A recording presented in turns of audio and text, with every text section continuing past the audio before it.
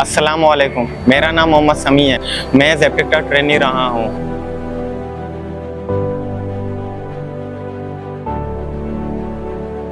पहले मैंने सिर्फ HVACR का नाम सुना था। जब मैंने ज़ैबटेक TTC हब में एडमिशन लिया तो मैंने यहाँ आके ये सीखा कि गैस रिचार्जिंग वगैरह, ये मेरा 6 महीने का कोर्स था। इसमें मैंने गैस रिचार्जिंग, गैस वेल्डिंग करना, ये फ्लैश वगैरह, ये सब चीज़ें सीखी हैं। मैंने फ्रिज के रेफ्रिजरेटर के काम बहुत से सीखे। HVACR इसी बेस में है कि heating, ventilation and air condition and refrigerator.